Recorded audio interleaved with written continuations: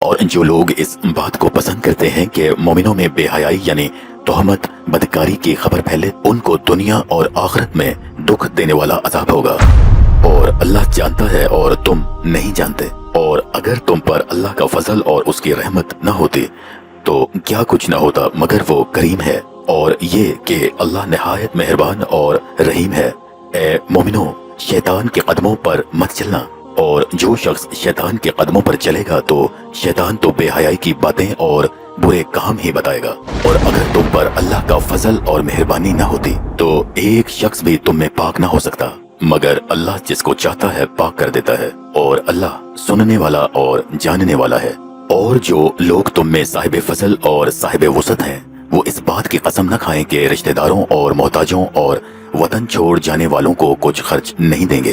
ان کو چاہیے کہ معاف کر دیں اور درگزر کریں۔ کیا تم پسند نہیں کرتے ہو کہ اللہ تم کو بخش دے؟ اور اللہ تو بخشنے والا مہربان ہے۔ جو لوگ پرہیزگار اور برے کاموں سے بے خبر اور ایماندار عورتوں پر بدکاری کی تہمت لگاتے ہیں، ان پر دنیا و آخرت دونوں میں لعنت ہے، اور ان کو سخت عذاب ہوگا یعنی قیامت کے روز، جس دن ان کی زبانیں، ہاتھ اور پاؤں سب ان کے کاموں کی گواہی دیں گے۔ اس دن اللہ ان کو ان کے اعمال کا پورا پورا اور ٹھیک بتلا دے گا، اور ان کو معلوم ہو جائے گا کہ بے شک اللہ پر حق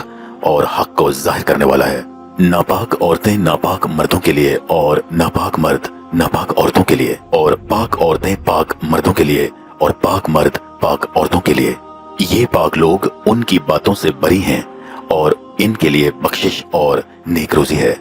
مومنو، اپنے گھروں کے سوا دوسرے لوگوں کے گھروں میں گھر والوں کی اجازت لیے بغیر اور ان کو سلام کیے بغیر داخل نہ ہوا کرو، یہ تمہارے حق میں بہتر ہے۔ اور ہم یہ نصیحت اس لیے کرتے ہیں کہ شاید تم یاد رکھو، اگر تم گھر میں کسی کو موجود نہ پاؤ تو جب تک تم کو اجازت نہ دی جائے اس میں داخل مت ہو، اور اگر یہ کہا جائے کہ اس وقت لوٹ جاؤ تو لوٹ جایا کرو، یہ تمہارے لیے بڑی پاکیزگی کی بات ہے، اور جو کام تم کرتے ہو اللہ سب جانتا ہے۔